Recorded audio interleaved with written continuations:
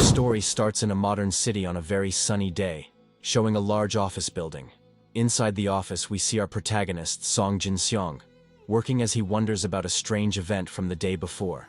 Focused on his keyboard, he tries to remember what exactly happened last night. Then, he recalls how a blue screen suddenly appeared in his room and startled him quite a bit. Surprised by the floating shop window, he wonders if he's just seeing things. Taking a closer look, he tries to buy a canned tuna but can't because he doesn't have any coins. Soon after, he finds a hammer for smashing zombie skulls costing 5 coins. This image gives him a vision of several zombies coming toward him, which makes him very worried. Back at the office, he ignores these thoughts, thinking his mind is just tired from exhaustion. Unexpectedly, his furious manager appears. Walking toward him and shouting his name, the boss approaches him and asks if he's daydreaming again. Slamming his hand on the desk, he tells the young man to focus and asks if he took care of last week's work.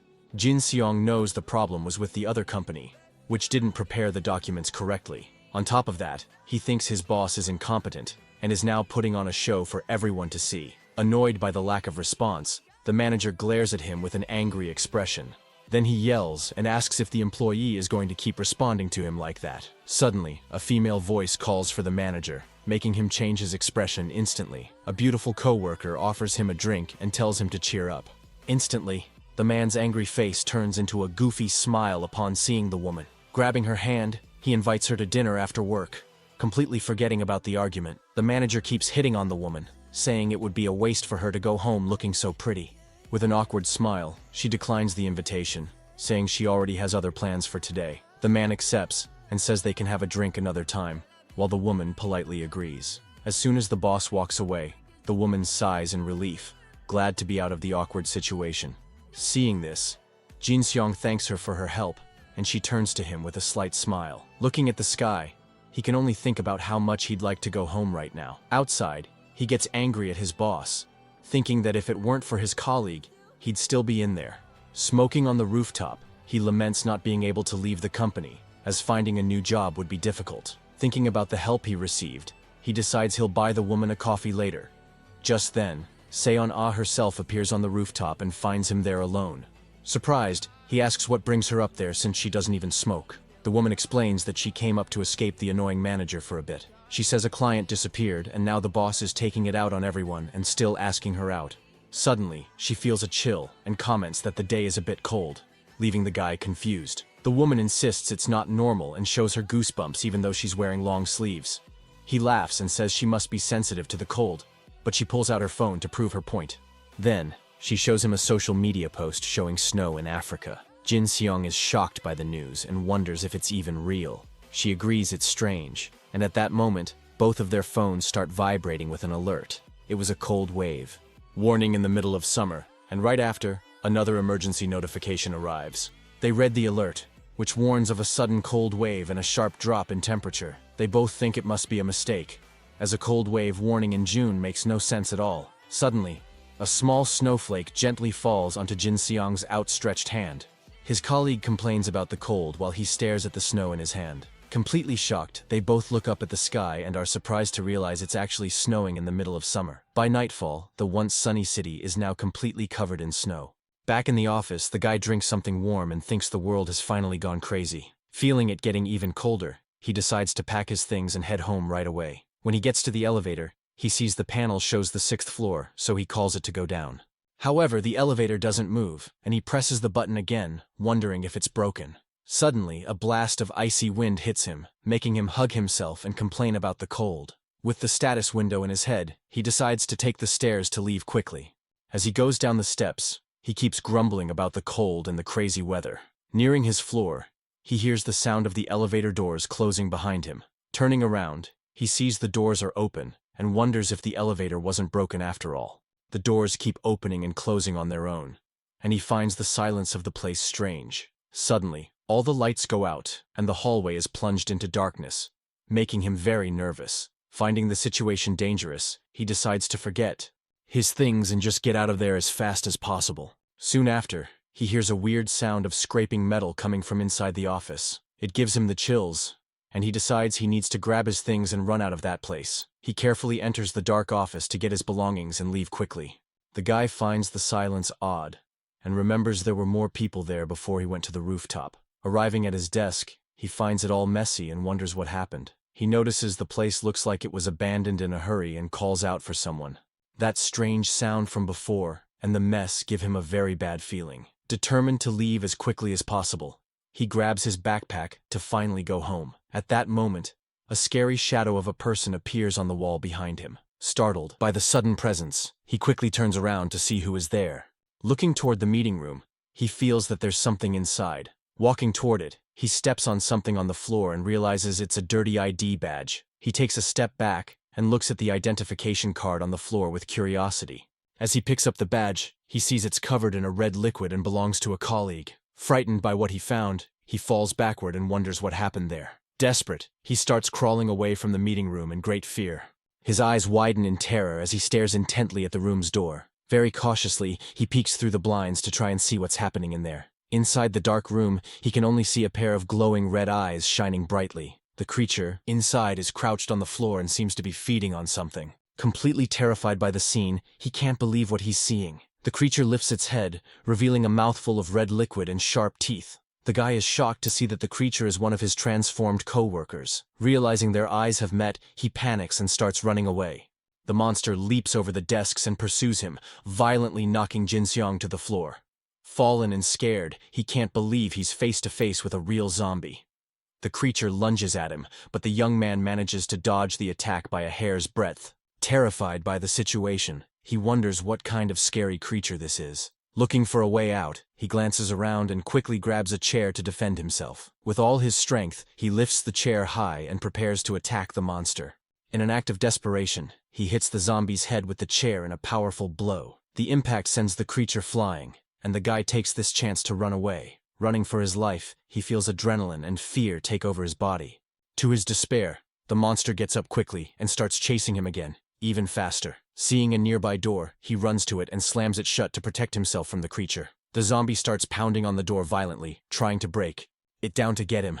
Using his full weight, Jin-Seong struggles to keep the door closed. Hearing the frightening sounds from the other side, he's completely frozen with fear. Suddenly, the noise stops, and he sees the zombie slowly walking away down the dark hallway. With trembling hands, he continues to hold the door, still in disbelief about what just happened. Relieved, he slides down the wall and sits on the floor, trying to catch his breath. Still in shock, he stammers to himself that it was definitely a zombie. His phone vibrates, showing an emergency alert about a virus spreading through the city. Confused by the news about rabies, he runs a hand through his hair and complains about the whole situation. He remembers the creature he saw and is sure that it was a zombie, not rabies. Sitting on the floor, he picks up his phone to search for news and understand what's happening. Browsing a forum, he sees several reports of people being attacked and the world ending. Realizing the chaos, he wonders if this is related to yesterday's status window. The guy searches for information about the window but finds no results and dismisses the idea. Suddenly, his phone screen starts to glitch, and the image becomes completely distorted. He looks at the device, not understanding what's happening to his phone screen. Soon after, a message appears on the screen informing him that the connection has been lost. Desperate with the lack of communication, he wonders what he should do now. Putting his hands on his face, he realizes he's in a very difficult situation. Shivering from the cold, he feels his teeth chattering and complains about the low temperature of the place. Huddled on the stairs, he fears he'll freeze before the zombies even get him. Standing up, the young man decides he needs to hold on until a rescue team shows up. Checking his phone, he notices the battery is at 83% and should last for 2 days. With a determined look, he looks up and prepares to explore the building. Using his phone's flashlight to light the way, he starts climbing the stairs. Reaching the 7th floor, he sees that it houses the building's construction team. He enters the empty floor, hoping to find clothes or food to survive. He starts searching through the drawers, hoping to find something useful for his situation. In one of the drawers, he finds a clean, neatly folded dress shirt that he can wear. After changing his clothes, he feels much better and warmer to continue exploring. Now, his focus is on finding food, so he continues to search the floor's cabinets. With a smile on his face, he celebrates finding a backpack full of supplies. Inside the backpack, he finds food, water, and even a blanket to keep warm. He thanks the bag's unknown owner and puts it on his shoulders, ready for whatever comes next. With his supplies secured, he now needs to find a weapon to defend himself. Approaching a door, he is surprised to find a set of golf clubs. With an ironic smile, he realizes his boss's golf clubs might come in handy. He hangs his bag and the clubs on the staircase and prepares to wait out the night. Wrapped in the blanket, he wonders if the food will last for 3 days and if rescue will arrive. Looking out the window, he sees the snow falling outside and worries about his situation. The streets are in chaos with cars exploding and hordes of zombies everywhere. The blizzard is so strong that he knows it will be difficult for a rescue helicopter to arrive. Worried, he sits on the floor and wonders what he'll do if rescue takes a week. The cold gets worse and worse, and he huddles in the blanket, trying to stay warm. Suddenly, the status window he had seen before reappears in front of him. He remembers that the shop had winter clothes and thinks they would be very useful now. Looking at the items in the shop, he wonders how on earth he can get coins. Focused on the blue screen, he tries to figure out a way to get coins to buy the items. With no clues, he lowers his head and tries to think of a solution to this problem. As the snow falls outside, he huddles in his blanket, feeling the cold increase more and more. Suddenly, he hears approaching footsteps and quickly gets up to investigate the source. The sound seems to be coming from the emergency exit door, so he prepares for a possible attack. The noise gradually gets louder, and he realizes something has tried to open the door. With his heart racing, the guy prepares for the worst and grips his golf club tightly. He throws off the blanket and positions himself to attack, thinking it's another monster. The doorknob starts to turn slowly, indicating the door is about to open at any moment. Holding the club with both hands, he raises it above his head, ready to strike. As soon as the door opens, the young man doesn't hesitate and launches an attack with all his strength. At the last second, a person runs in and narrowly dodges the blow. With no time to think, he prepares to attack again, golf club in hand. The man shields himself with his arms and desperately yells for him to stop the attack. Surprised, he recognizes the person as a coworker and slowly lowers his weapon. He remembers this was the annoying guy from the sales team and feels very disappointed. The man explains that he was in the break room when he heard knocking on the door from outside. He brags about being smart and locking the door from the inside to protect himself. Jin-Seong says he just opened the door and ran, making his colleague think it was easy. Not caring about the story, the man gets his attention and points to his own hand. The man then asks if he has any food because he's very hungry, and the guy is surprised. Jin-Seong denies having any food, thinking he can't share his emergency supplies. He decides to offer only water, and the person thanks him while watching him strangely. Suddenly, the colleague grabs Jin-Seong's wrist and holds the bottle very tightly. With a desperate look, he asks if the young man is sure there's nothing else to eat. Seeing that strange reaction, the guy realizes something is very wrong with his companion. As he fills the bottle, he thinks about how unsettling the man's behavior. He notices the man is sweating a lot despite the intense cold in the place. Out of nowhere, the man transforms into a monster and lunges to attack Jin-Seong by surprise. The creature grabs him and throws him violently to the ground, putting the guy in a dangerous situation. In a swift move, he manages to hit the zombie's face with the metal bottle he was holding. Seizing the opportunity, he grabs a golf club and prepares to finish the creature off for good. With all his strength, the young man lands a powerful blow on the monster's head, which falls to the ground. Even on the ground and injured, the zombie continues to groan and writhe in a frightening way. Seeing that the creature is still moving, he holds the club firmly for another decisive strike. Determined to survive, Jin-Seong strikes the monster several times without any mercy. The attack is brutal, and he keeps striking until he's sure the threat has been completely neutralized. He doesn't stop attacking the zombie on the floor, making sure it won't get up again. After the final blow, the guy finally stops and observes the result of his terrible actions. Completely exhausted and shocked, he tries to catch his breath after the intense fight. The status window appears in front of him, showing that he earned 1 coin from the fight. Noticing the connection, he opens the shop and sees that he now has 1 coin in his inventory. Looking at the items, he finally understands that he needs to eliminate zombies to earn coins. Annoyed, he realizes he risked his life for just 1 measly coin and becomes frustrated. With a serious look, he analyzes the zombie's body on the floor to understand what happened. Approaching carefully, he investigates the body to see if he can find any clues. He then notices a bite mark on the man's arm and understands how he got infected. Kneeling on the floor, he sighs with relief and mourns the loss of his former colleague. He goes back to the office and sits down to rest and process everything that has happened. He smokes a cigarette and thinks that he can't trust anyone anymore in this situation. The guy finds a pack of cigarettes and puts it in his bag for later. Suddenly, he hears screams from outside and gets up to see what's happening. Looking out the window, he observes the horror scene unfolding on the city streets. A survivor bravely fights with a bat against a horde of hungry zombies. Unfortunately, he gets surrounded by the monsters and is quickly overpowered by their large numbers. In no time, the man is completely overwhelmed by the zombies with no chance of escape. The creature that got him turns around, revealing its now disfigured and terrifying face. Frightened by the scene, the guy steps away from the window and goes back inside the office. He sits in a chair and laments the terrible situation he's in. Now, looking at the snow falling outside, he prepares for another long night of survival. Lying on a table, the protagonist tries to get some rest in the dark, cold office. By the third day, his phone battery is at only 3%, and he's worried. With few snacks left, he has spent his time saving energy and looking out the window. During this time, he saw several people trying to escape, but they all ended up turning into zombies. Despite everything, he concludes that he needs to make a move and starts packing his gear to leave. Staying put will only bring him closer to the end, so he needs to find other survivors.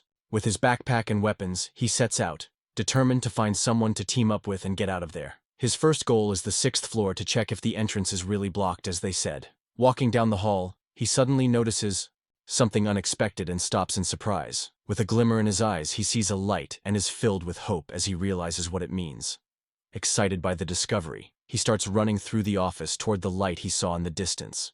Reaching the window, he looks outside, but his joyful expression soon vanishes from his face. The landscape outside remains the same, with all the city buildings covered in a lot of snow. His eyes reflect the desolate city as he thinks about what to do next to live. He's disappointed to see it still dark outside, and his hopes diminish a little. However, the lights came on, so he concludes that someone must have turned on the emergency generator. This confirms his suspicions, and now he's sure there's another survivor in the building. Knowing the lights could go out at any moment, he needs to act very quickly. He needs to find the other survivor before the power runs out and everything goes dark again. The guy figures the person is on the 1st floor and starts heading down the stairs carefully. To avoid making noise, he takes off his shoes and carefully ties them around his neck. He descends the stairs silently, thinking this is better than attracting hungry zombies. Arriving on the 6th floor, he approaches the door to check the situation. On the other side, very cautiously, he peeks through the crack in the door to take a quick look down the hallway. He sees the entrance is blocked by heavy equipment, exactly as he had imagined. Excited by this discovery, he believes there might be more survivors than he thought. The emergency exit sign shows the way to the 2nd and 1st floors of the building. He approaches the lobby door and imagines there must be a lot of zombies nearby. Taking a deep breath, he slowly turns the doorknob and prepares for what he'll find. Peeking through the gap in the door, he hopes not to find any creatures on the other side. Unfortunately for him, the lobby is completely infested with zombies, and the situation is very dangerous.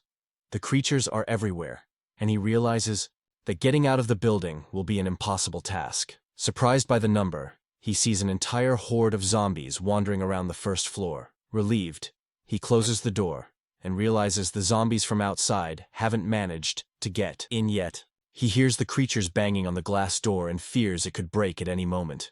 With no time to waste, he runs down the hall to find the other survivor as fast as he can. Reaching the management office, he finds the door open and enters cautiously. Inside, he finds a frozen man and recognizes him as the building's security guard. The guy remembers how the guard would take off his clothes due to severe hypothermia. With respect, he closes the deceased's eyes and says goodbye to the man he saw every morning. With his golf club in hand, he bids farewell to the security guard and wishes him to rest in peace. With no time to lose, he returns to the hallway and continues his search for the other survivor. The only place left is the security room, so he's sure someone is in there. He approaches the door and imagines there might be traps to protect against intruders. With a determined look, he realizes he needs to show that he's not a zombie or a threat. Outside, a zombie convulses bizarrely while making scary sounds in the hallway. Another monster approaches and starts screaming loudly, attracting the attention of other creatures. Knowing they have good hearing, he knocks on the door to get the attention of whoever is inside. With his breath held, he prepares to open the door very carefully and attentively. As the door creaks open, he's surprised by a quick and unexpected attack from inside the room. An improvised spear comes toward him, but he manages to block the blow with his golf club. Surprised by the attack, he recognizes the sound of the spear and understands what's happening. The other survivor also seems shocked to see that he attacked a human and not a monster. In the distance, a zombie hears the noise of the fight and starts moving toward the security room. The man backs away from the door and prepares to attack again if he needs to defend himself. In a swift move, Jin-Seong manages to disarm the guy and pin him to the floor. He disarms the guy and throws him down to show he's not a threat. Taking advantage of the distraction, Jin-Seong manages to push the other guy into the room and closes the door. He quickly locks the door to ensure the zombies can't get inside. Now safe, the two survivors face each other, ready to find out who the other is. The man asks if he's human, and Jin-Seong confirms it, as they both eye each other suspiciously. Jin-Seong explains he came because of the generator, and the other immediately understands the situation. To identify himself, he shows his ID badge and introduces himself as the assistant manager of the sales team. The man introduces himself too, but Jin-Seong worries about the possibility of him being infected. He analyzes the guy and notices he isn't sweating and seems to feel the cold just like him. The two continue to stare at each other, and Jin-Seong tries to think of a plan for the situation. The other man notices the backpack on the young man's back and stares at him with a curious and attentive gaze. With the improvised weapon in hand, he remains on the defensive, ready for any move. Jin-Seong notices the other isn't hungry and concludes that he is not infected. He tries to get closer, but the man backs away, making him even more suspicious. With his actions, Jin-Seong realizes he's made the man tense and now needs to find a way to break the ice. With an idea in mind, he drops his golf club and takes the pack of cigarettes from his bag. The other man watches his movements carefully and remains on guard, not letting his defenses down. Jin-Seong shows his hands to prove he doesn't want to fight and tries to calm the mood.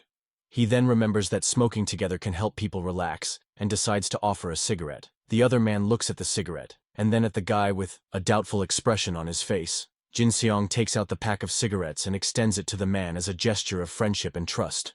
With a smile, he offers a cigarette and hopes the other will accept so they can talk.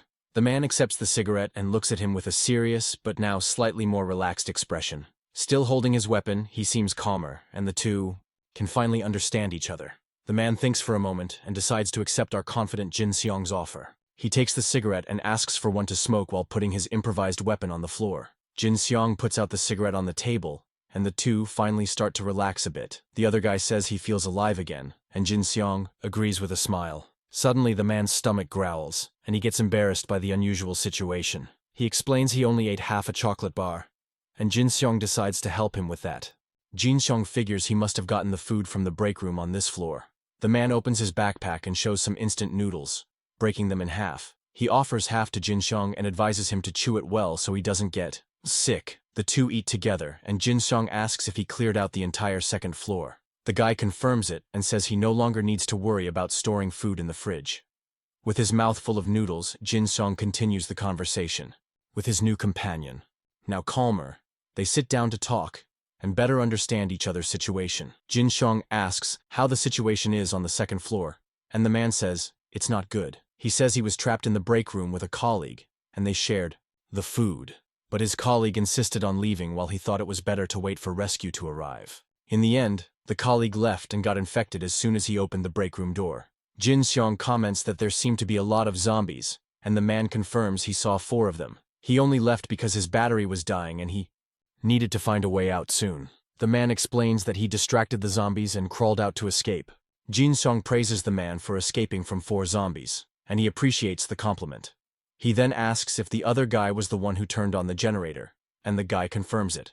Seeing a power strip, he understands the power was turned on to charge something.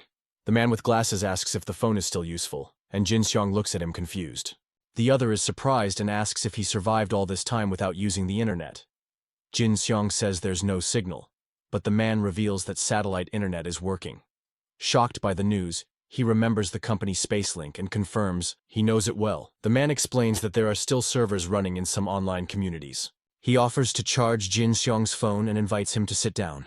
The phone starts charging, and Jin-Seong is finally able to connect with the world. He sees posts from other survivors and realizes the internet is indeed working. Grateful, he turns to the man and thanks him for all the help he has offered. The two remain silent for a while and observe their surroundings with great attention and calm. Suddenly, the light starts to flicker, and they look up, worried about the situation. The man with glasses warns that the emergency generator is about to run out of power. He then asks what Jin-Seong plans to do next and looks at him seriously. The guy says he's going to stay there, and Jin-Seong realizes he wants him to leave.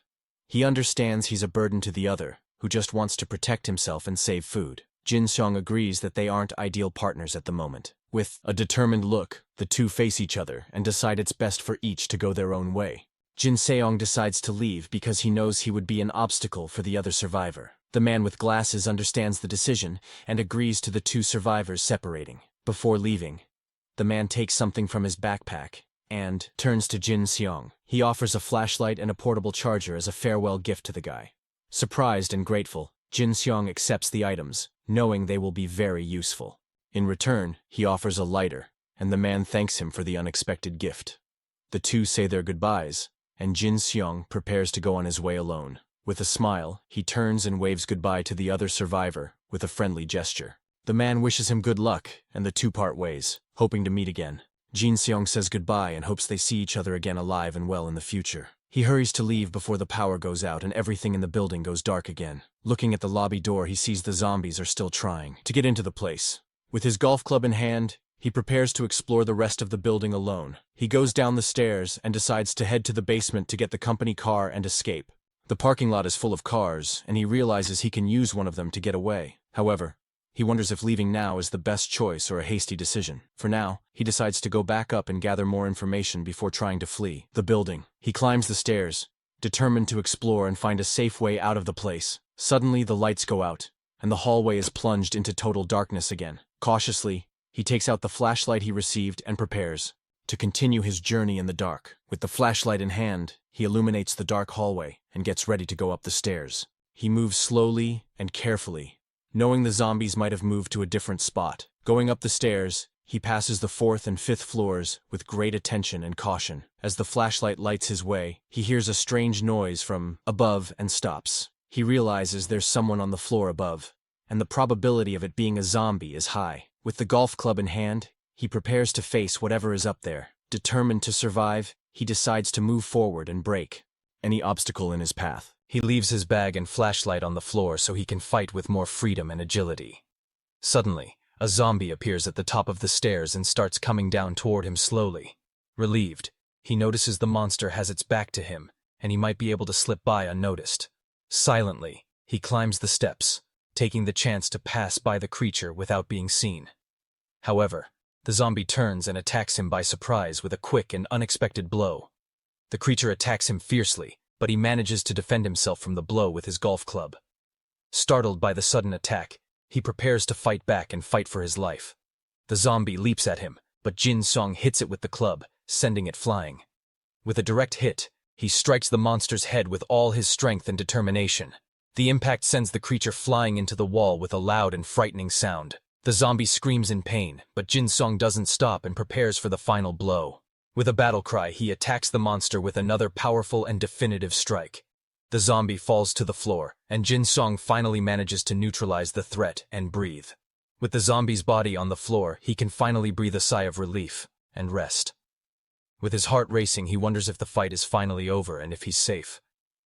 Unfortunately for him, the zombie starts to move again, and he realizes it's not over yet. He strikes the creature one more time with all his strength to finally finish it. After the blow, the status window appears and he earns one more coin for winning the fight. The blue screen shatters and he realizes the head of the golf club has also broken. He picks up the broken piece and decides to keep it as it might be useful in another situation. With the flashlight in hand, he investigates the body and wonders where that zombie came from. He checks the rooftop door and sees it's closed, so the monster must have come from somewhere else. Worried, he realizes the 7th floor may no longer be a safe place to stay. He returns to the office and checks if the area is still secure and free of any threats. Relieved, he takes a deep breath and prepares to rest a bit after the intense fight.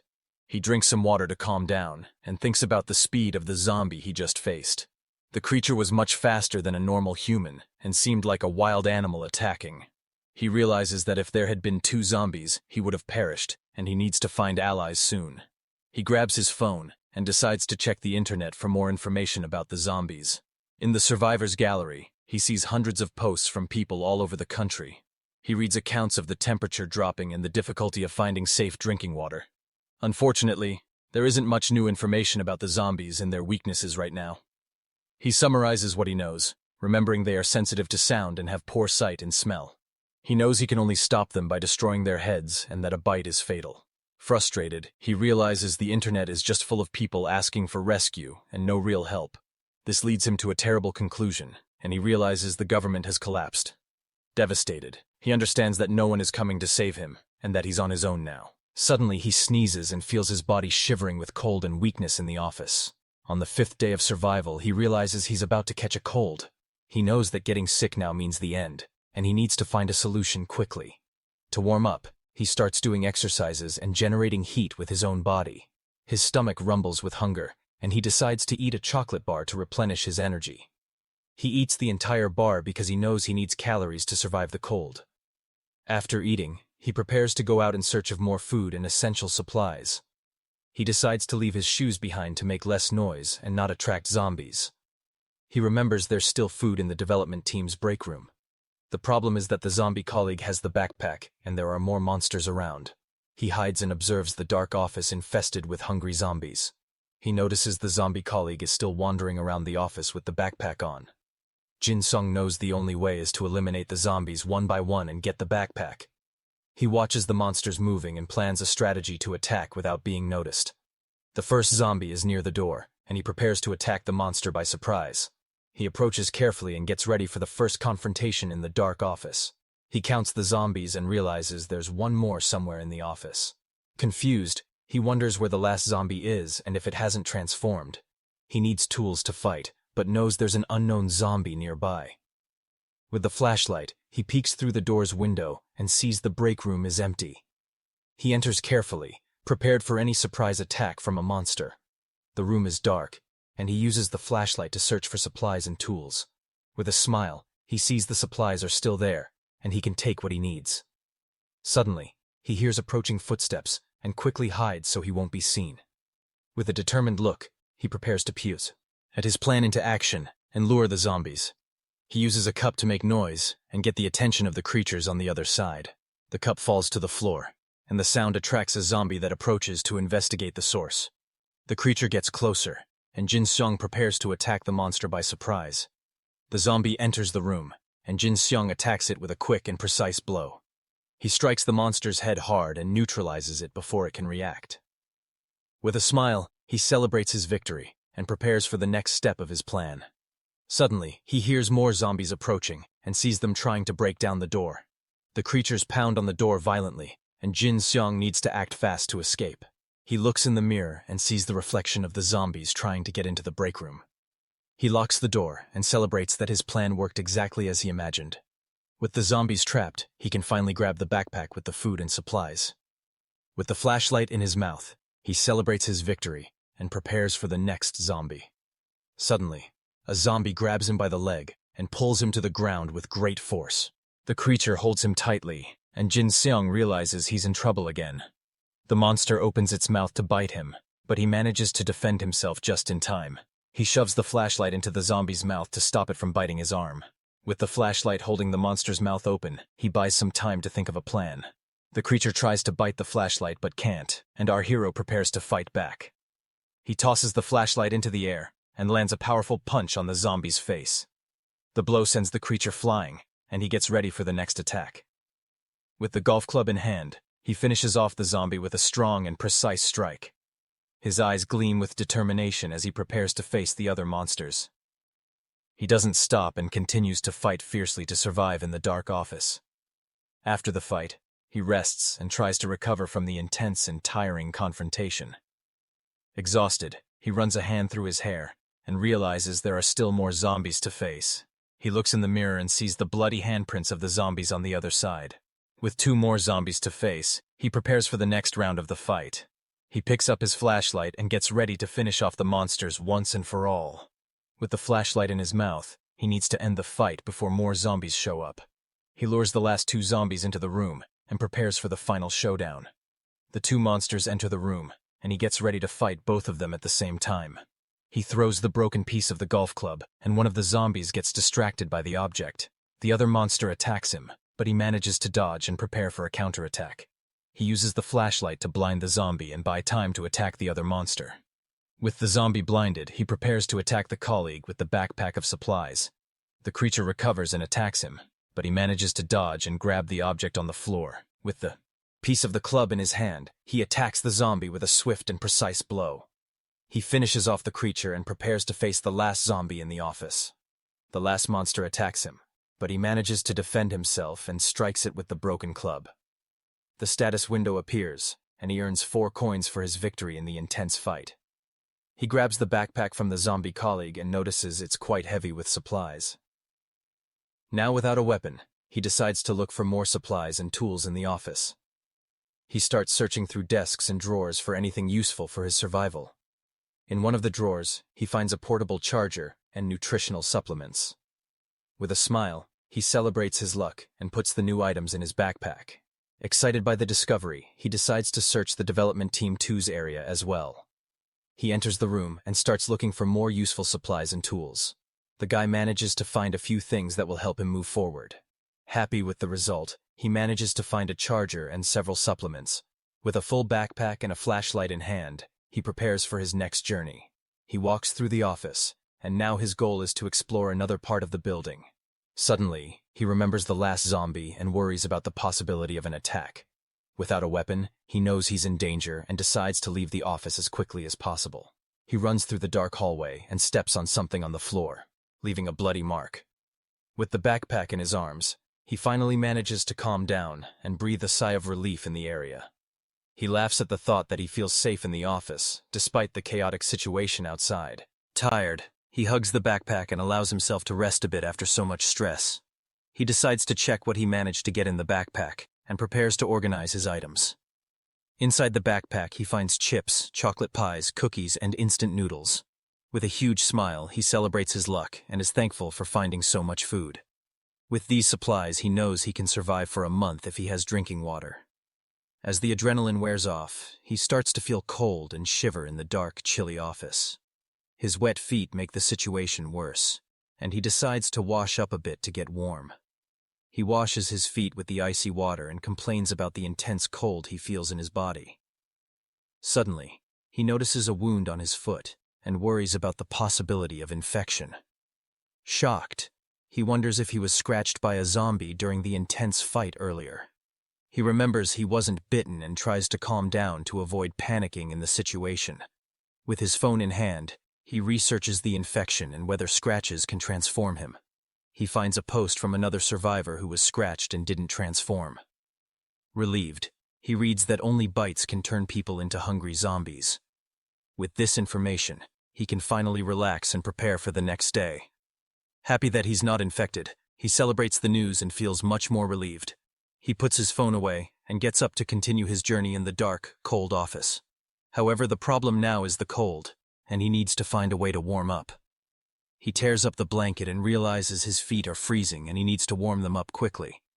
With the status window in front of him, he opens the shop to see if there's anything useful for him.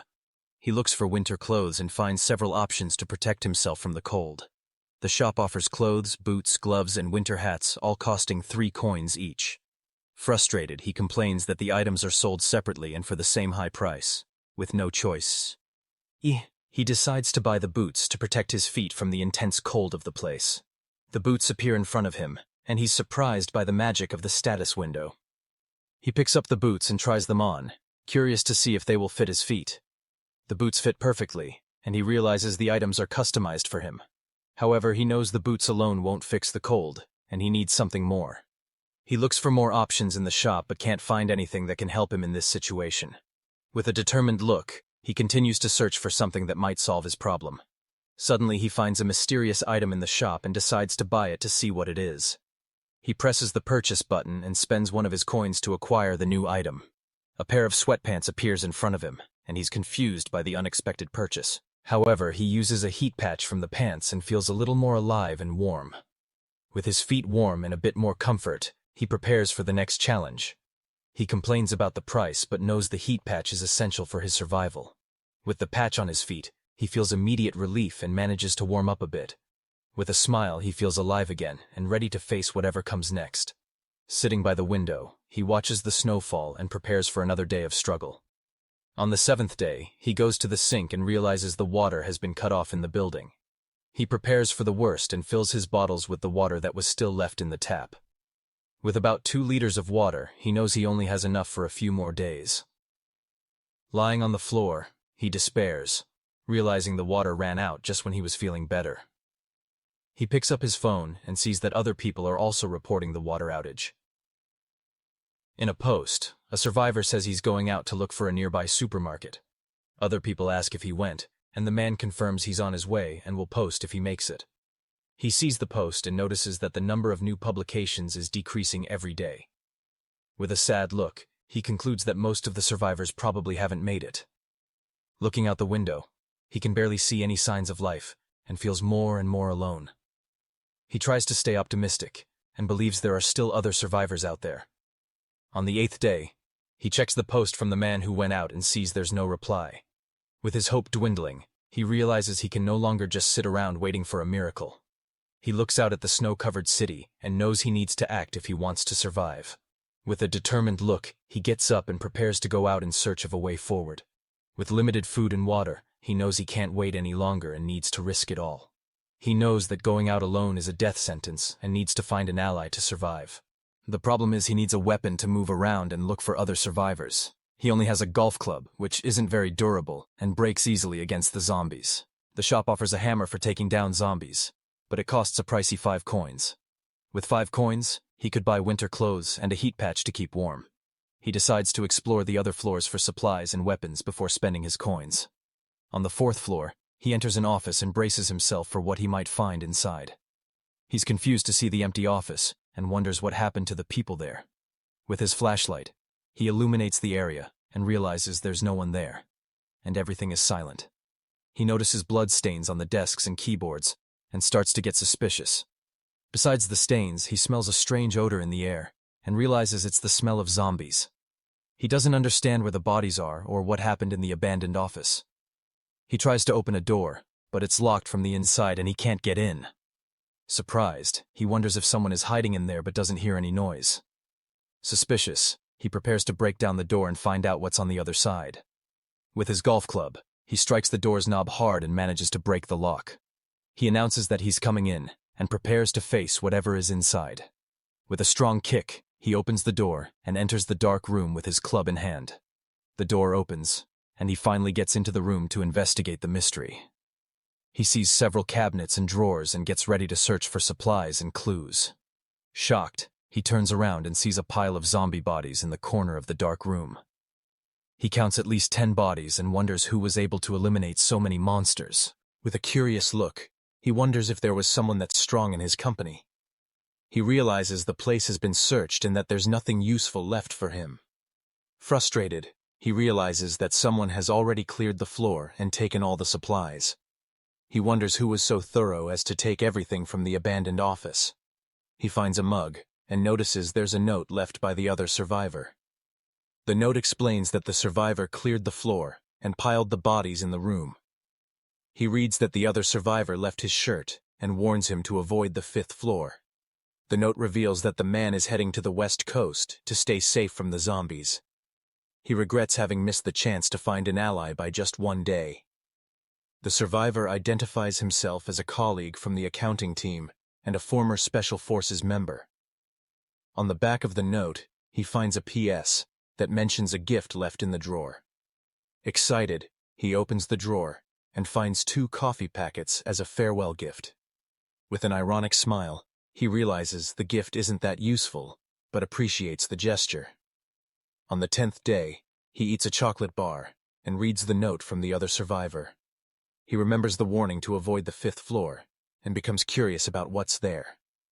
He goes up the stairs and decides he needs to find out what's happening on that floor. He approaches the door and prepares for the worst he might find on the other side. The tension rises, and he gets ready for another confrontation in the zombie-infested building. He wonders why the 5th floor is dangerous, since it's the president's office. He throws the paper away and decides to trust the other survivor's warning for now. He hasn't seen any signs of life since the day before, and feels increasingly alone. As time goes on, the chances of finding an ally decrease, and he needs to act fast. He doesn't want to miss another chance, and decides to look for survivors on the other floors. Looking at the blinds, he wonders, here's how many floors he'll have to check to find someone. Suddenly, a light flashes in the building across the street, and he realizes it might be a signal. He runs to the window and sees someone in the other building sending him a light signal. With a hopeful smile, he realizes he has finally found another survivor. He sees the person in the other building but can't understand what they're trying to say. Confused, he tries to communicate with the other survivor, but the distance is a problem. He uses his phone to try and read the message the person is trying to send him. With the camera zoom, he's able to read the note and understands the message from the other side. The note says there are people on the 6th and 7th floors and invites him to join them. Excited, he celebrates finding more survivors and gets ready to head over there. With his golf club in hand, he prepares for another journey through the infested building. He goes to the president's office and wonders what he might find inside. He enters the room and is met with an unexpected and very surprising scene. Instead of zombies, he finds a private gym belonging to the company's president. Shocked, he realizes the president had his own private gym in the office. He sees that the entrance isn't blocked and wonders if a survivor cleared the path. He approaches carefully and identifies himself as an employee from the building's 7th floor. Suddenly, he trips on something and falls to the ground, knocking several objects off a table. He notices the door was broken down and that something strange is going on in there. He senses a presence behind him and turns to see a frightening shadow approaching. A zombie attacks him from behind, but he manages to defend himself with the golf club just in time. The creature knocks him to the ground, and he struggles to get rid of the monster with all his might. He manages to push the zombie away, but the monster comes back at him ferociously. He kicks the zombie hard, sending it to the other side of the room to buy some time. With the monster down, he prepares to finish the creature off with his golf club. With the zombie on the floor, he prepares for one more strike to end the threat. He attacks the zombie with all his strength and finally manages to neutralize the scary creature. Exhausted, he cries with relief and recovers from the intense and dangerous confrontation. He gets up and looks for supplies in the room but doesn't find anything useful. A status window appears and he gains one less coin, leaving him confused by the situation. He wonders if the survivor from the other building was lying about the allies. Suddenly, he hears a noise coming from a locker and approaches to investigate. Relieved, he realizes the man didn't lie, and that there really is a survivor here. He prepares to open the locker and find the other survivor in the building. Hopeful, he gets ready to meet his new ally and fight for survival. He knocks on the door and says he doesn't want to hurt anyone and just wants to talk. He asks the person to identify themselves and says he came to join the others. Jin-Seong introduces himself and says he's also an employee of the company from the sales team. With no response, he prepares to break down the door and enter the room by force. A voice asks if he's Assistant Manager Seong, and he's surprised by the question. The door opens, and he sees his co-worker, Seona, standing there in front of him. Shocked, he realizes she's been here the whole time, hidden and safe from the zombies. The two sit down to talk, and he understands that she was there from the beginning. She tells him that last night, someone knocked on the door urgently asking for help. With a bad feeling, she refused to open it, but the man broke the door down. She hid in the break room, and the man turned into a zombie shortly after. Scared, she heard him groaning and dragging himself down the dark office hallway. Jin-Seong realizes that the zombie he eliminated was the man who attacked her. She asks if he has a weapon, and he points to the wooden spear in the corner. He notices the weapon is similar to the one the other survivor used and gets curious. The young woman explains that she sharpened a mop handle with a utility knife and that it's quite useful. He sees blood on the tip of the spear and realizes she's faced zombies before. However, he knows she could be a risk and a liability in a world like this. He prepares to leave, but she calls out to him and grabs his golf club to help. She says he's going to need a weapon and joins him in the fight for survival. She holds his arm and begs him not to leave her alone in the building. He apologizes but knows he can't risk his life for her at that moment. With tears in her eyes, she says she won't be able to survive on her own and asks for his help. He pulls away and says he's very sorry, but he needs to go his own way to survive.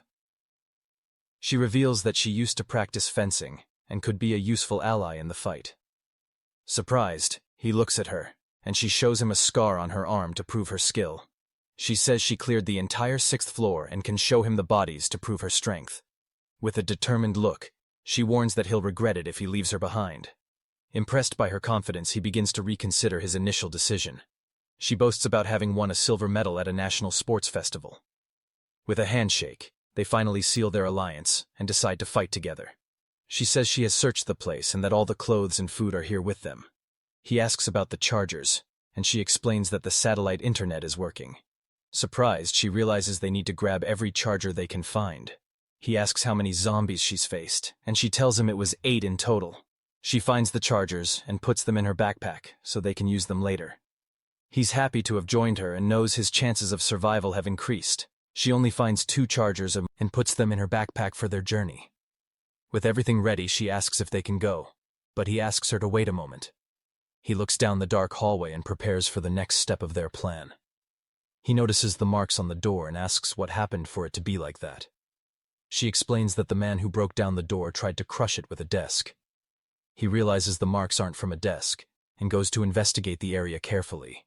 On the desk, he finds a caliper and is surprised by the unexpected discovery. With a smile, he picks up the tool and gets excited about finding a new weapon to fight with. He knows the metal tool is very sturdy and won't break easily.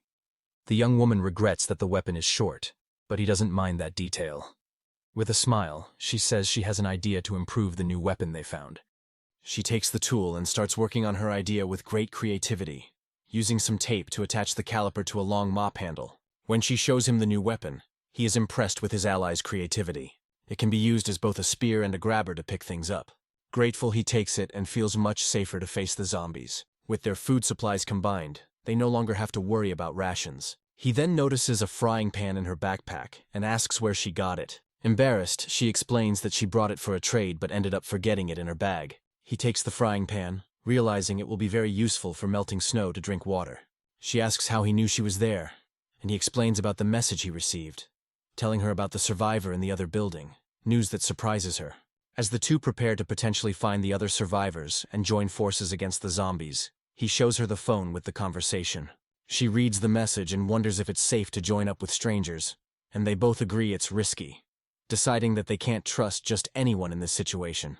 The young woman explains that she teamed up with him specifically because it is so hard to find someone trustworthy, stating that she doesn't want to take just anyone as a partner and would rather fight alone than in bad company. He agrees, and they decide not to join the group from the other building for now. She thanks him for considering her opinion and reveals that she thinks Manager Choi is still alive. Surprised, he asks for details, and she explains what happened on the first day. The manager was with her on the 6th floor but ran away and never came back. She admits that, being scared, she ignored the man's pleas for help and only found out he had escaped later. When he asks when the manager left, she says it was on the night of the 2nd day. He deduces that the manager might be on the 3rd or 5th floor of the abandoned building, and worries that if the other survivors don't get a response, they might try to join up with him, potentially forming a team that could come after them later. They decide to ignore these external factors and focus on their own survival. The good news is that they have one more coin and can buy something from the item shop.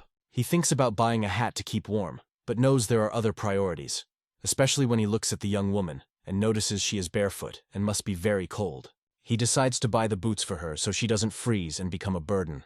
With the decision made, he goes to press the purchase button, but hesitates when he sees the other options, feeling selfish for thinking of himself and his own size.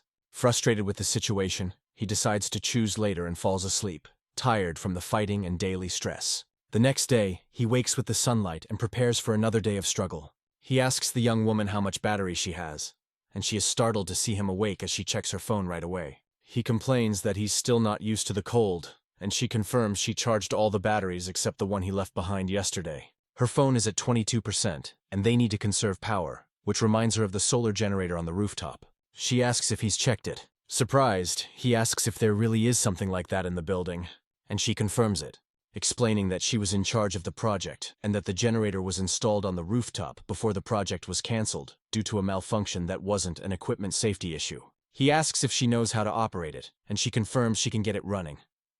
Excited by the news, he decides to go to the rooftop to check the solar generator.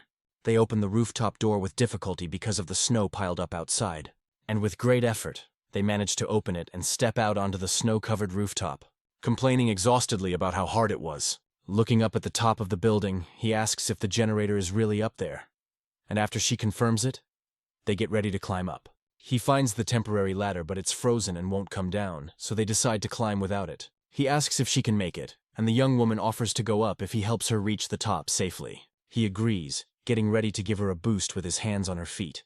And with a jump, she manages to reach the top and holds on so she doesn't fall. He watches her celebrate, noticing how agile she is and how she moves lightly and with ease. She looks for the generator and finds it covered in snow in the corner of the roof. With a smile, she confirms she found it and prepares to take it apart, saying she'll disassemble it and toss the pieces down for him to catch on the terrace. She throws the first panel, and he manages to catch it successfully and without any trouble. And the second panel is caught just as easily. The last panel is the heaviest, and he struggles to catch it without dropping it. With all the panels on the ground, they prepare to install the solar generator, complaining exhaustedly about the hard work, but feeling relieved to have succeeded. She announces that the installation is complete and they finally have a power source, though she regrets that the snow will hinder its efficiency and he worries about the clouds. With the generator installed, they hope the power will be enough for them to survive. She remembers that with strong sun, the generator used to charge to 50% in half a day, and with the weak sun, they hope it can manage to charge at least a little. The next day, they check the phone and brace themselves for a disappointing result. The phone only charged 8% in an entire day, and they are frustrated. Disappointed, they realize that all of yesterday's effort wasn't worth much as she laments the situation, and he knows they can't do anything without the sun to help. Despite the disappointment, he says there's a new hope and a new idea for them, as he knows where they should go after leaving the office to survive. He reveals that their destination is the company warehouse to get supplies. She agrees with the idea, and the two of them prepare for the journey to the warehouse. Though the problem is how to get there, and he worries about the GPS and the phone's battery. She surprises him by saying it's no problem, and she knows exactly how to get there. Confused, he stares at her, and she reveals that the warehouse is near her house, as she used to walk her dog around there and knows the way by heart. Relieved, he celebrates their luck and is thankful to have her as an ally on the journey, realizing it was a good decision to team up with her and that she's a great partner. He calls her name and prepares to ask his ally an important question. She turns around and looks at him curiously, waiting to hear what he has to say. He asks what her shoe size is, and she's confused by the question. But with the information, he gets ready to buy the boots for her from the item shop. He lies and says he saw the boots and thought of getting them for her if they fit. She smiles and says she's a size 230 and thanks him for the kind gesture. Relieved, he sees that she's happy, and she offers to go with him. But he says he'll go alone and asks her to wait there while he gets the boots. She tries on the boots, and they fit her feet perfectly, like a glove, when suddenly the status window appears and informs him that a party has been formed between them. He discovers that any coin she earns will automatically become his, and now he realizes that having more members in the party is a huge advantage for survival. The young woman thanks him for the boots, and he concludes that he can increase the number of members. She asks about the status window, and he wonders if there are other functions until she calls his name, and he realizes he got distracted by the new system discovery. She worries about him, and he says he's just a little dizzy from not eating well, noticing she can't see the window and concluding that only he can see the system.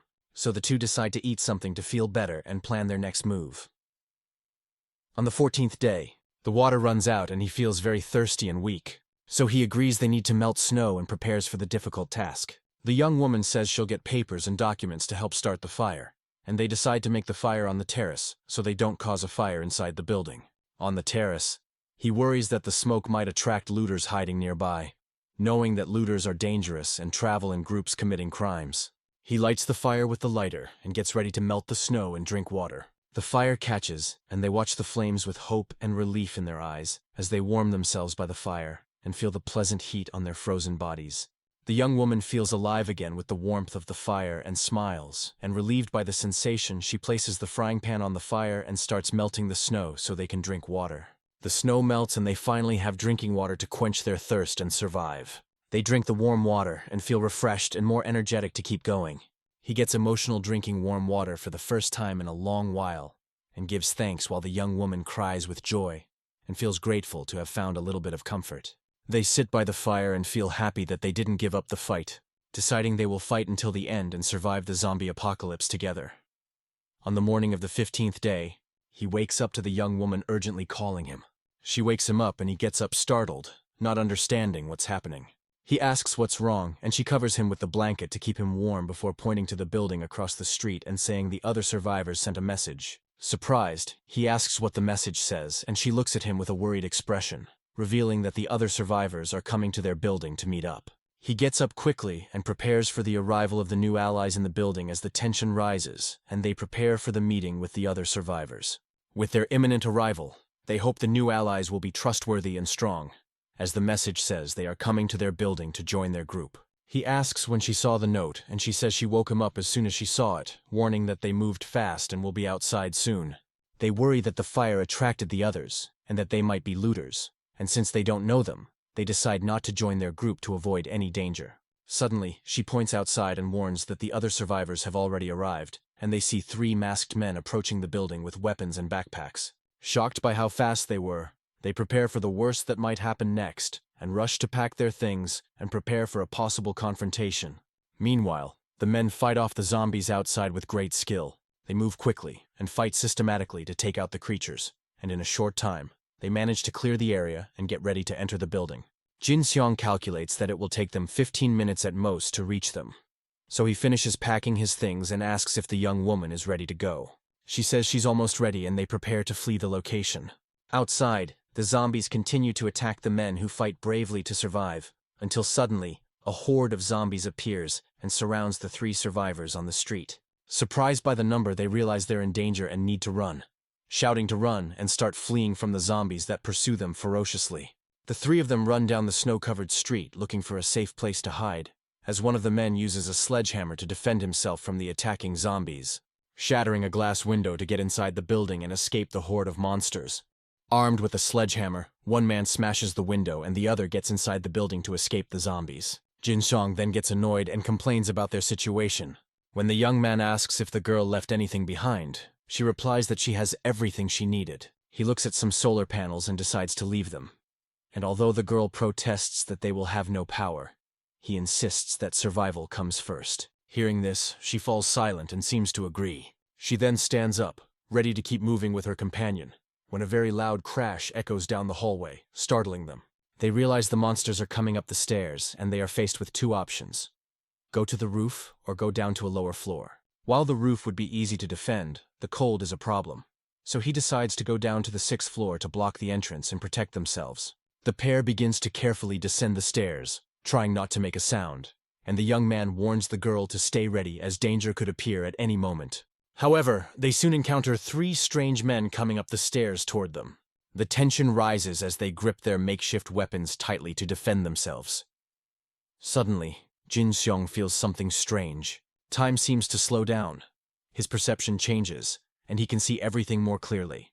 The girl says the same feeling from before has returned, stronger now, and she fearfully asks the manager what this sensation is. He confirms it and suggests the men must be looking for other survivors in the area.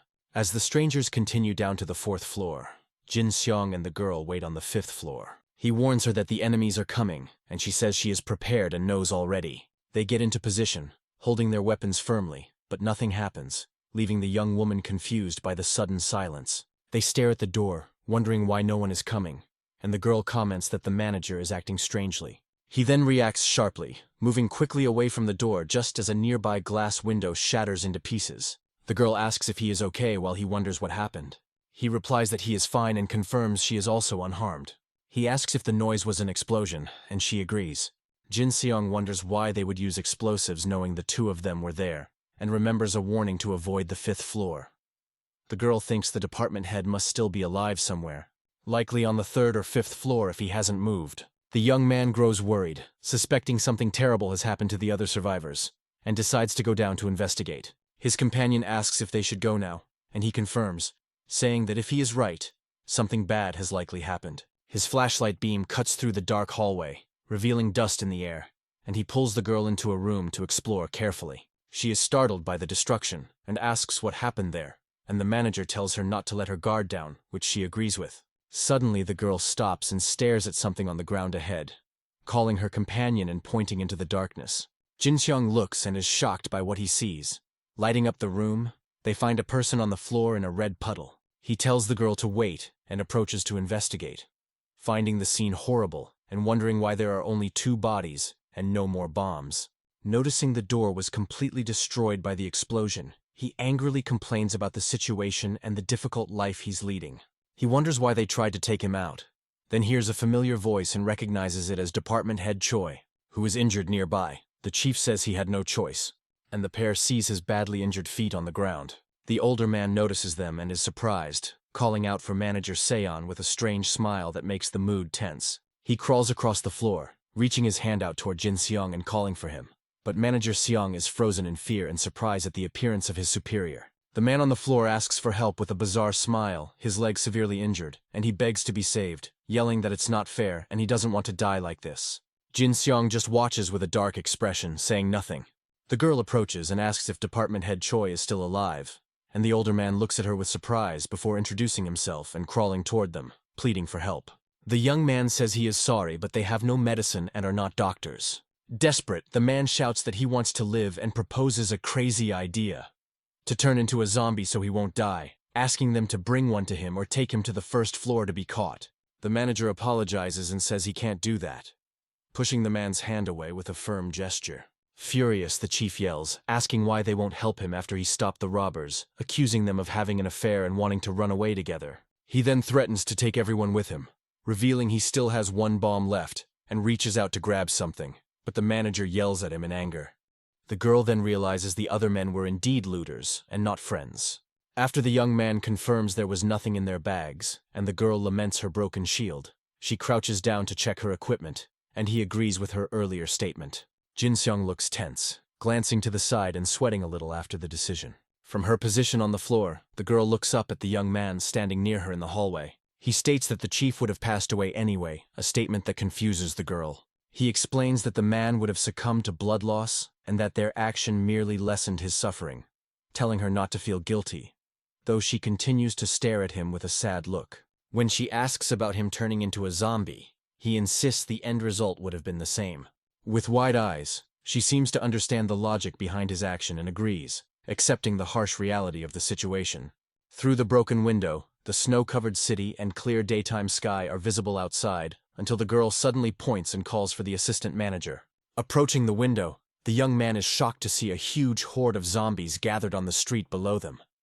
On an online forum, people are commenting about the explosion and the large number of monsters. And reading the messages, Jin-Seong states that they weren't the ones who spread the news. Now that the location is a topic online, more looters and zombies are likely to show up. He concludes that most monsters from the day before are still around, meaning the lobby must be packed with no room to walk properly, so they need to leave by the next day before the emergency exit is taken over.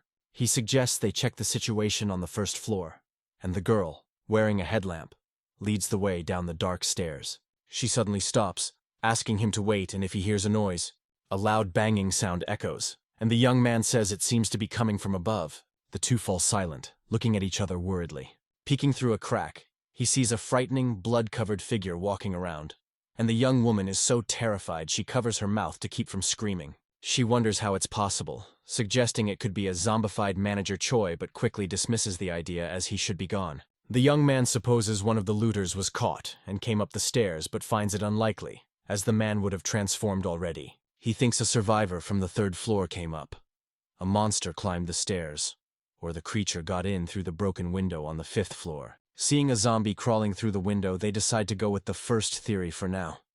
They decide to go back to the first floor, where they see a horde of monsters. He knew it would be bad, but didn't imagine it would be this bad, and declares the floor lost. The girl worries about the security room and what might have happened there, thinking Assistant Manager Choi would have heard everything up close. Jin-Seong's hand trembles slightly as he considers the danger, telling his companion that leaving through the front door would be a terrible idea. She suggests using the underground parking garage, and he agrees, noting he had seen zombies there before, and now they will see how many have gathered. The girl estimates about 10 monsters, which he says is fewer than in the lobby. She thinks the snow made people abandon their cars, and he sees many places to hide. Since it's underground with no wind, he reasons that if they are fast, the zombies won't smell them. Jin-Seong then points to a mirror and asks what the girl can see. She looks carefully and reports she can see the B1 level, though the image isn't very clear due to the difficult angle, and the number of monsters is similar. He decides to go up to the 7th floor. Back in the office, the girl comments that it would be best to escape by car as she writes down the plan. But he remembers the car was left in the cold for a long time, so the battery might be dead, and dismisses the idea. The young woman regrets they don't have bicycles for their escape, so the pair focuses on mapping out the best escape route on foot. Outside, heavy snow is falling, and the temperature is 35 degrees. With their backpacks already packed for their imminent departure, and with 5 hours to go before they leave, the girl asks why her companion isn't sleeping. Surprised, the young man asks if it was that obvious, and she replies yes, because he hasn't stopped moving and tossing from side to side. The young man falls silent and turns his face away with a serious, thoughtful expression. The girl asks if he's like this because of the person they found on the first floor, and he confirms. She says he can bring them along if he wants to. Jin-Seong thanks her but declines as it would put her life in danger too, stating it's a shame because it was someone trustworthy, and she laments the dangerous situation outside. While they are lying down, he asks if the person can join them, and she agrees. Suddenly, he gets up from the table, surprising his companion, grabs his phone, and says he's going to use it for a moment, apologizing for the brightness. With a smile, the girl agrees and allows him to use the device, and he sends a message to the assistant manager setting up a meeting at 6 in the morning. On the 17th day of survival, they prepare to leave at 5:40 in the morning. The young man checks the post and sees there are no comments, just 2 anonymous replies. Despite the lack of a response, he thinks they might be waiting and decides to go anyway. Going down the stairs, the pair passes through the floors until they reach the first level of the building. Arriving at the meeting point, they realize there's no one waiting for them there. The girl comments that it's only been 3 minutes past the time and asks if they should wait. Outside, the snow continues to fall heavily, and time passes slowly for the pair until the phone's clock shows 6:05 in the morning, and no one has shown up yet. Jin-Seong concludes that they're not coming, and that there's nothing more to do there when suddenly he notices a zombie that wasn't there before, and the girl confirms it wasn't. The young man decides they need to deal with that monster, and stick to the original plan as the girl observes that the zombies really do wander around the same place as she saw. The young man notices that some monsters just stand still before they start to move, and crouching behind a car, he prepares to move forward as a zombie approaches. The pair look at each other for a moment, and prepare for the fight against the creature. The young man then stands up from behind the car and comes face to face with the scary zombie, so he drags his foot on the ground to get the monster's attention and lure it away. Hearing the noise, the creature slowly turns its head in the direction of the sound it heard, and the zombie then starts walking strangely toward the noise it heard. With a growl, the monster reveals its frightening face and prepares to attack. Suddenly, the creature runs toward Jin-Seong with its mouth open to bite, and the zombie screams desperately as it rushes toward the young man, who just gives a slight smile and prepares to take down the monster easily. With a precise strike, he hits the creature's head with his makeshift spear. The girl also attacks, and a notification appears saying that 1 coin has been obtained. The coin goes to the group leader, and the young man gives his partner a thumbs up, and the young woman seems happy and relieved to have gotten the reward for her effort. The pair then continues walking through the parking garage, careful not to be seen, and they head toward the exit of the underground parking garage of the abandoned building. Finally, they get outside and feel the intense cold of the snow-covered street everywhere. The young man says if they sleep outside, they might not survive and suggests a destination, and so the pair starts running through the snow-covered streets, dodging cars while in the distance they spot a lone zombie wandering aimlessly through the snow in the city. The young man comments that progress is slow, but it's better than getting caught and having to fight. And finally, they spot their destination, which is the Cheonjiang stream in the middle of the city. The young man warns them to walk carefully as there are many monsters near the police station. And with 30 meters to go, the pair can see their objective and prepares to move forward cautiously. They continue walking, and the distance to their destination shrinks to 17 meters, as Jin-Seong stays focused on the path and thinks that everything is going well as planned.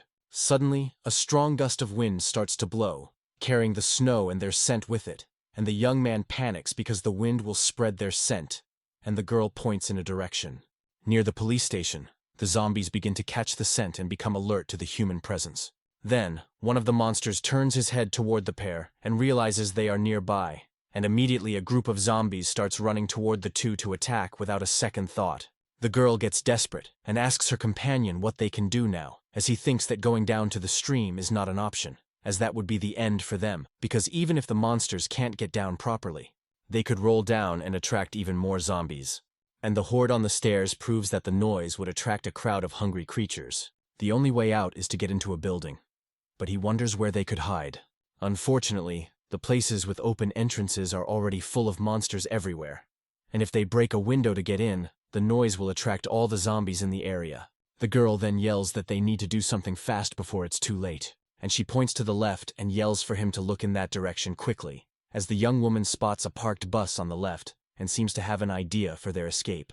The pair tries to open the bus door with all their strength, but it doesn't move an inch, and the girl suggests breaking the window. But the young man stops her when he sees something inside the vehicle.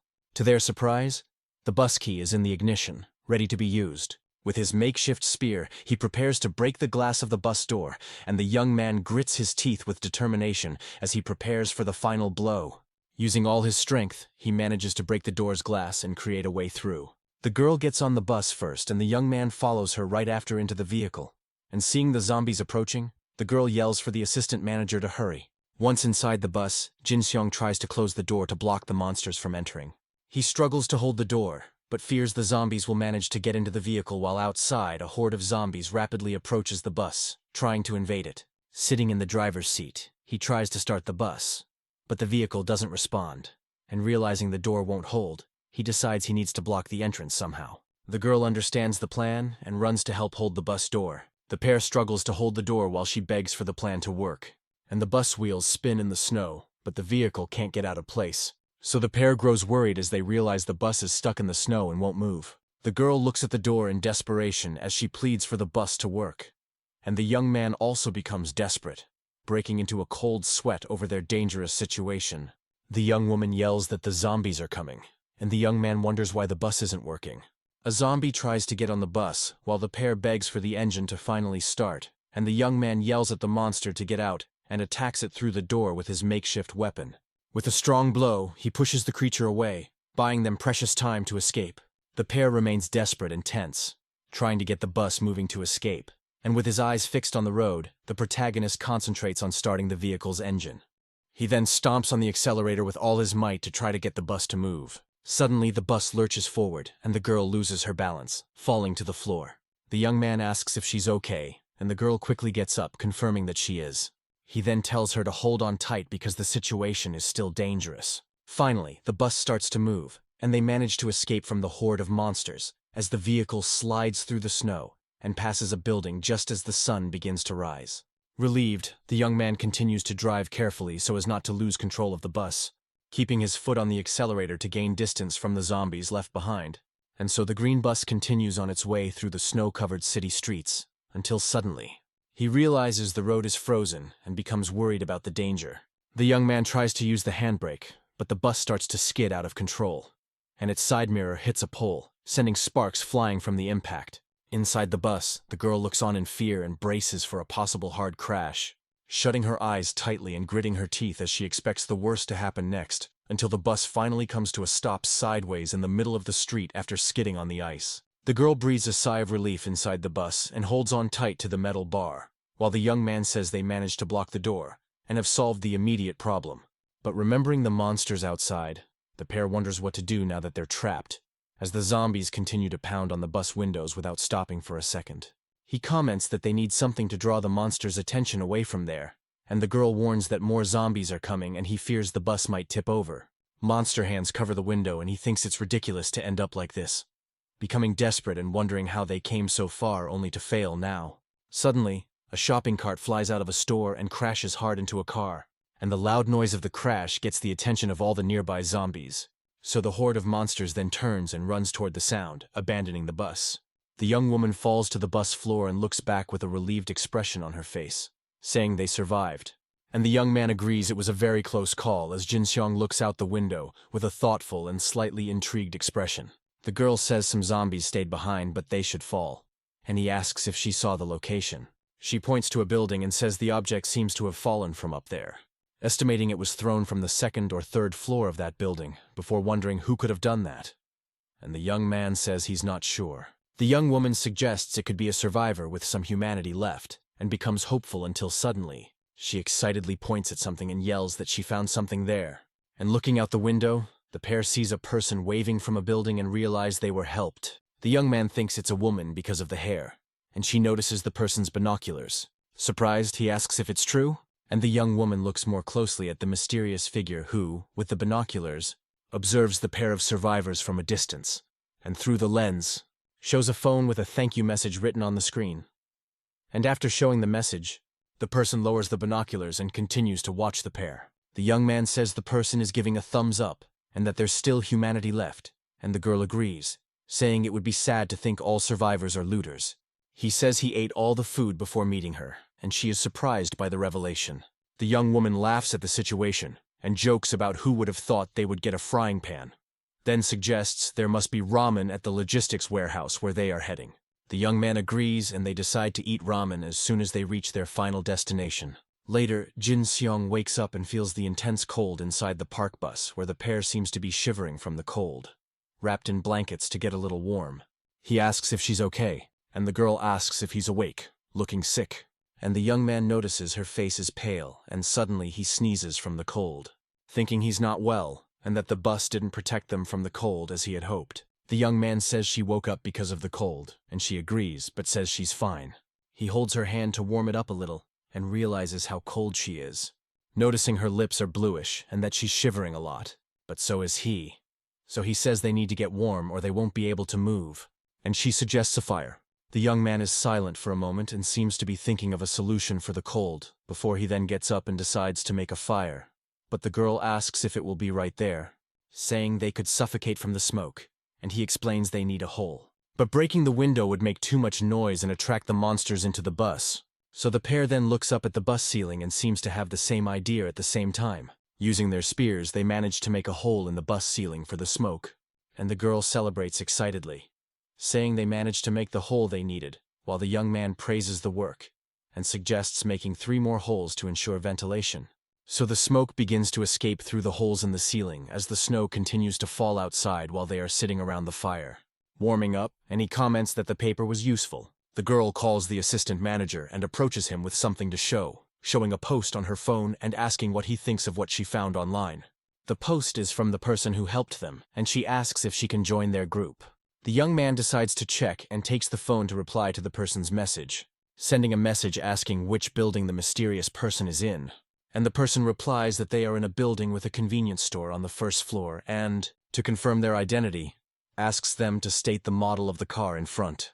The girl looks out the window and says it's a white Sonata parked in front of the store.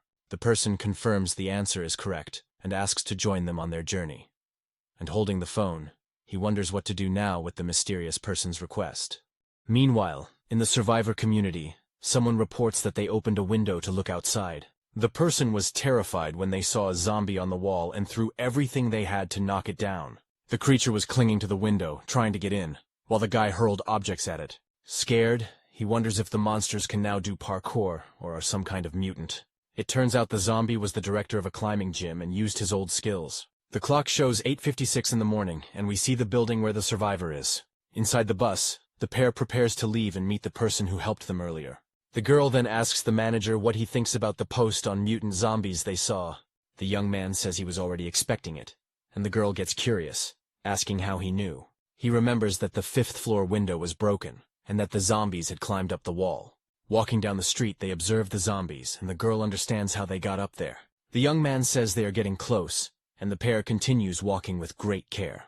Exactly at 9:15 in the morning, a new character comes out of a building and walks toward them. With a serious expression, the mysterious young woman approaches the survivor couple on the street. Jin-Seong's companion asks if this is the person they came to meet. The newcomer waves happily, and the girl feels envious of her very warm winter jacket. Jin-Seong smiles and thinks that maybe they can get winter clothes now too. Suddenly a zombie attacks the new ally from behind and throws her to the ground with great force. Lying in the snow, the young woman looks up at the sky, shocked by the surprise attack she just suffered. The pair is shocked and frozen by the horrible scene that just happened right in front of them. They watch the girl on the ground as zombie echoes fill the street. The young man covers his mouth with his hand and feels a knot in his stomach at the terrible sight. Several zombies approach, drawn by the scent, and surround the young woman lying in the snow.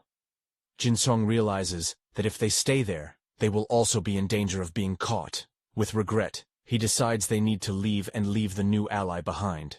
The couple then turns their backs and starts walking away from the tragic scene. The young man stops for a moment and looks back, seeing the girl reluctant to leave. He touches her shoulder and says they need to get away from that dangerous place. With a sad look, she agrees, and they continue walking away from the commotion. The girl then spots a convenience store and points in that direction with her flashlight. The young man smiles upon seeing the store and seems to have an idea for finding supplies. However, his smile fades when he realizes the store is completely empty. He comments that it's no wonder there were no zombies around, with the store being empty. The girl notices that the soda cans have been crushed and suggests checking the storage room. In the storage room, they find a few intact drink cans on the floor. To their surprise, there are cans of beer that someone seems to have left there on purpose. Jin-Seong's companion asks if they should take just 2 cans of beer. In a subway station, the turnstiles are stopped at the red "Do Not Enter" sign. The young woman laments that the clothing stores were all looted and they found nothing. The young man says he had hope, but the girl didn't expect to find winter clothes in the summer. She never imagined everything would be looted, and he finds it funny that the cell phone store is intact. They will have to walk more than they thought, but it shouldn't be more than 20 kilometers. The girl then remembers seeing something strange on the wall and shows her partner the phone. She took a picture of a message written on the wall of the subway station they passed. The message said that the chaos exceeded expectations, and the person didn't know what to do. Jin-Seong finds the message creepy, and the girl warns that the battery is dead. He then decides they need to keep walking, and the pair continues down the corridor. With slow, careful steps, they explore the dark and silent subway station. Holding their makeshift weapons, they light the way with their small flashlights. The young man comments that the place is very clean, and the young woman agrees, finding it all strange. The lack of zombies or bodies means they are all gathered somewhere. The girl gets goosebumps just thinking about encountering a horde of monsters all at once. Suddenly, they reach the tracks and find a train stopped at the station platform. Carefully, the young man lights the way and points the flashlight for the young woman to go ahead. Standing in front of the train, the pair prepares to investigate the inside of the vehicle. A torn piece of paper on the ground catches their attention near the train door. Inside the train, the girl says there's nothing. He confirms, not even bodies on the floor.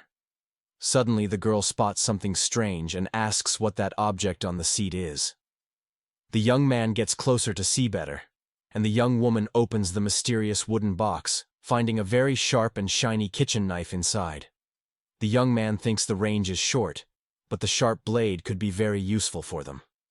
The girl then shows a Bluetooth speaker she found, and suggests using it to attract zombies. He regrets not arriving sooner, as there's nothing else useful on the abandoned train, so the pair decides to leave the train and continue their journey through the subway station. They walk carefully through the dark and silent station, moving forward until a tall, shadowy figure appears in the corridor, and they wonder what happened. The young man stops suddenly, and the figure in the darkness catches the pair's attention, making them alert as they prepare for the danger that may lie ahead. The young man throws a rock to test its reaction, and the figure doesn't move an inch, remaining motionless and showing no reaction to the noise of the rock. The flashlight beam then reveals a huge, terrifying zombie standing in the middle of the corridor. The young man is impressed by the monster's size, and the girl recognizes it immediately, explaining that he was a professional baseball player before retiring from the sport. Jin-Seong understands the reason for the monster's physique and decides to avoid a fight if possible, so the pair tries to pass the zombie silently, so as not to draw its attention. Suddenly, the monster lets out a growl and turns toward the survivors, startling the couple, who freeze in fear as the zombie turns its head and looks directly at the pair with its lifeless eyes. When the monster's eyes suddenly glow, the young man realizes that a confrontation is inevitable, and says to use the same plan as before. So the girl runs to distract the monster while he holds his spear firmly and prepares for the attack. As the zombie advances, it runs toward him with impressive speed, surprising him as it gets close and tries to attack. But Jin-Seong manages to defend himself in time and hits the monster's chest with the tip of the spear, creating an opening. The young man then yells for his partner to attack while he holds the creature with his weapon, so the girl takes the chance and hits the zombie's head with a golf club with such force that the club's head shatters into pieces on impact.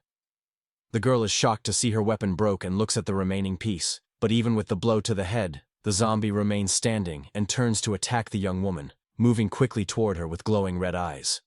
The young man tries to hold the monster with the spear, but the creature's strength is impressive, and the spear breaks under the zombie's force. So he can't stop the attack as the monster manages to grab the girl by the neck and lifts her into the air with ease. The young woman struggles as the zombie tightens its grip on her neck and opens its mouth. But with the knife they found earlier, she manages to free herself from the creature's grasp. With eyes full of determination, The girl prepares for a counterattack and hits the monster's head with a precise blow using the sharp knife, causing the giant zombie to finally fall to the ground, defeated by the young woman's accurate strike. The monster's body lies on the ground, and the pair gets a moment of peace as the young man comments that the monster's physical strength was insane, even with the spear in its shoulder, and he apologizes for not holding it back. But the girl says there was nothing else they could do. The girl then holds the knife and suggests attaching it to the tip of the spear to reinforce the weapon. An idea the young man loves, as he says the sharp knife will increase the spear's piercing power. With duct tape, they attach the knife to the spear's tip, creating a more powerful weapon. And the girl shows off the improved spear, saying everything is ready for them to continue their journey.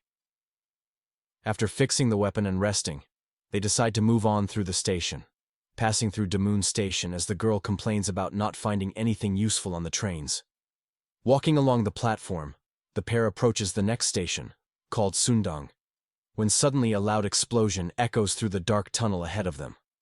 The young man becomes alert and wonders if the noise was from a nearby explosion, realizing they can't go in that direction and need to retreat immediately. So he yells for them to go back, and the pair runs back to the train they were on. They hide inside the train and wait to see what caused the explosion in the tunnel, tired and scared as they try to catch their breath inside the dark train car. The girl asks what that was, and the young man tells her to be quiet so as not to attract attention while they look out the window and try to figure out what's happening in the dark tunnel. Suddenly, a loud sound of footsteps echoes down the corridor, and something approaches quickly, with desperate screams from zombies mixing with the footsteps as a horde appears in the tunnel. A crowd of monsters running toward them, fleeing from something even more dangerous. The girl asks if they should fight, but the young man says to wait for now, so hidden. They watch the horde of zombies run past on the subway platform. Jin-Seong stands at the train door, holding his spear, and watching the monsters as the horde continues to run desperately, and passes right by the train where they are. The young man grips his spear tightly, and prepares for any danger that might arise as several zombies run and scream past the open door of the train car. The young man looks out the window and watches the horde of monsters continue down the tunnel, sighing in relief. But the girl warns that it's too early to relax and feel safe, as, looking into the dark tunnel, they realize the danger is not over yet. Now they have two options.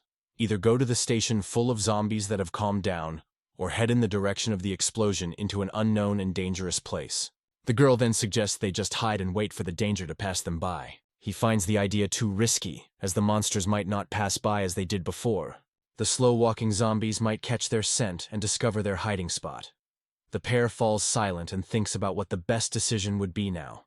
With a determined look, the young woman says she will follow the assistant manager's lead. The young man then decides to go back the way they came before the monsters see them. The pair starts running back along the platform to escape the imminent danger.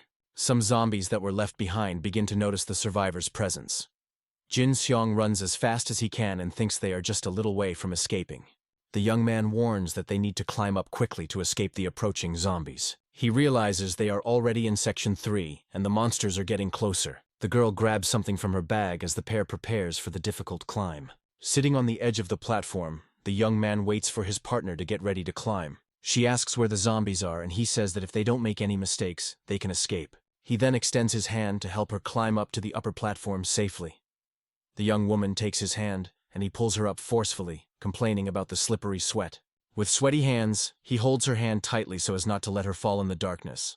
Suddenly her hand slips, and he can't hold onto it firmly enough. The girl then falls back onto the lower platform, and the young man becomes desperate about the fall. The zombies notice her presence and turn toward the sound of the fall. The girl is silent for a moment, still dazed from the unexpected fall. Scared, she looks at the monsters and realizes she's in a very dangerous situation. The horde of zombies then starts running toward the young woman on the platform. Jin-Seong desperately shouts her name from the higher platform. He yells for her to get up, and the young woman quickly stands up to escape the monsters. The young man extends his hand again and manages to grab her arm more firmly. With great effort, the pair works together to escape the rapidly approaching zombies. One of the monsters manages to grab the young man's leg and tries to pull him down. The girl looks down with a shocked and fearful expression upon seeing the zombie holding on. With a strong kick, the girl manages to get rid of the zombie that grabbed his leg. The creature falls back onto the lower platform, and the pair finally manages to climb up. Other zombies approach and surround the fallen monster to devour it without mercy. The young man yells for them to run now, and the pair moves forward on the platform in safety. They run and find a door to go up to the next level of the subway station. The pair runs up the stairs to escape the zombies still on the platform. At the top of the stairs, a zombie appears by surprise and tries to attack Jin-Seong head-on. The young man manages to defend himself and pushes the monster away with a well-aimed blow. The girl watches the scene with a determined look and prepares for the fight to come. The young man finishes the creature with his spear and prepares to face the next enemies. With a serious look, he turns and gets ready for the next wave of monsters that comes.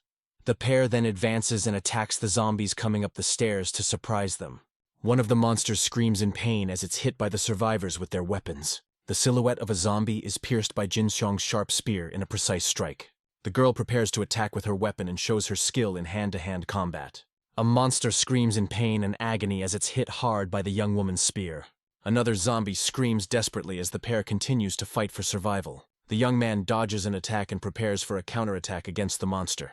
The girl lands a strong kick to a zombie's chest and knocks it to the ground with the impact.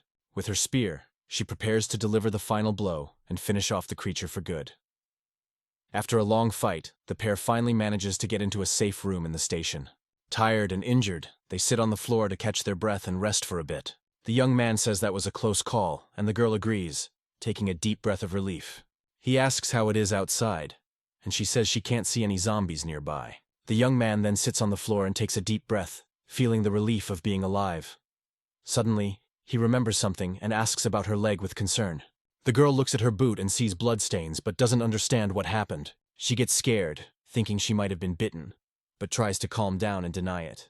The young woman then remembers feeling something brush against her leg during the chaotic fight. With wide eyes, she panics at the thought of having been infected. The young man asks her to calm down and says he will check the wound carefully. He holds her foot and sees a small scratch on her ankle, but nothing too serious. Relieved, he says it wasn't a bite, but just a scratch from a zombie's claw. The girl is surprised and asks if zombies now have sharp claws too. He confirms they do and tells her not to worry because he was also scratched and is fine. The girl asks if it's true, and he reassures her with a confident and calm look. The young man states with certainty that she will be fine and doesn't need to worry about the scratch. With an expression of pain and relief, the young woman takes a deep breath and tries to calm down. She starts to cry and says she seriously thought that would be the end for her. Her leg shows a small scratch, but the injury doesn't seem to be serious. The young man says it was good to find a first aid kit to disinfect the wound. He complains that the kit is incomplete, with no alcohol, coagulants, or saline solution. The girl agrees that they were lucky to find the kit anyway. He notices the food has been looted, but his partner thinks the looters passed through quickly. Jin-Seong suggests they rest for a bit, and the young woman agrees with the idea. Suddenly, he hears a noise and turns to investigate the source of the sound. With a surprised look, he notices something he hadn't seen before in the room. He finds a key shining on the floor and realizes there was still something useful there. With the key in his hand, he smiles and says he won't have to worry about where to sleep. He looks for something else and complains that he messed everything up in his haste to find it. Rummaging through a bookshelf, he finally finds what he was looking for.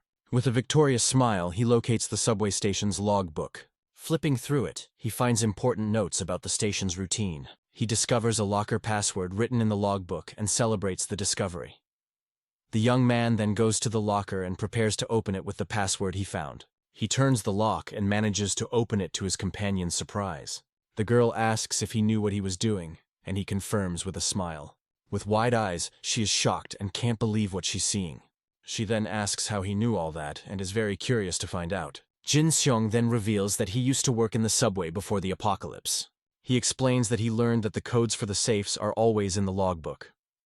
The girl asks if there's anything special in the safe, and he says it's mostly keys. However, the young man reveals that the most important item for them is stored inside. With a smile, he opens a wooden box and reveals a shining gas gun. The young man explains that subway stations always keep firearms for emergencies. The weapon is for cases of robbery or attack, as employees need to be prepared. He then hands the wooden box to his partner and asks her to keep it safe. The girl refuses, saying she has never touched a gun and wouldn't be able to use it. Jin-Seong agrees with her point and seems to understand the young woman's hesitation. He then puts the box in his backpack and gets ready to continue their journey. The young man shows the key found earlier, and the girl asks what it's for. He hands the key to her, and the young woman takes it with a curious expression. With a confident smile, He says the key is for the station's employee room. They find the employee room, and the girl recognizes the place immediately. The young woman asks him to open the door quickly, and the young man prepares to use the key. He then puts the key in the lock and successfully opens the door. The pair look at each other with a smile of relief and surprise for having found a shelter. They enter the room, and the girl holds the door to make sure no zombies follow them. Lighting up the place, the young woman realizes the room is small and worse than her old shelter. Huddled in a corner, a strange pale man is covered by a dark cloth. Scared, the pair prepares for danger while the young man holds a drink in his hand. The girl approaches the huddled man and tries to check if he's okay or a zombie. The man then lifts his head and looks at her with a vacant, lifeless gaze. The girl realizes he has already passed on and is lifeless in the corner of the room. She says he doesn't look infected, but rather passed from hunger, and she apologizes for taking the clothes. After taking the clothes and blankets, the pair prepares to rest for a while. Lying together on the bed, the girl comments on how good it is to be able to rest in a safe place. The young man suggests taking the blankets, and she wonders if they'll be able to carry everything. He says yes because the food is running out and their backpacks are almost empty now. The young man comments that he could fall asleep like this, and the girl tells him to rest well. The clock on the wall shows almost 1:30 in the morning, and time passes slowly for them. Jin-Seong thinks they have food for 2 days and need to reach the warehouse. He then looks at the system and sees a set of winter clothes for 3 coins. The young man thinks it's getting colder and that they'll need warm clothes to go outside. He worries about the situation underground and the need to go up to the surface. The young man has enough coins to buy clothes for both of them and wonders what he should do. With a tap on the screen, he prepares to purchase the winter clothes. However, he hesitates and decides to wait a little longer to think more about the decision. He then notices there are new things in the system and wonders if there was an update. Looking at the new options, he thinks that if he uses it the right way, it might work. The pair leaves the subway station and finds the street covered in snow and ice everywhere. The young man wakes up his companion, and she grumbles, asking for 5 more minutes of sleep. The young woman gets up sleepily and starts to pack her things for their departure.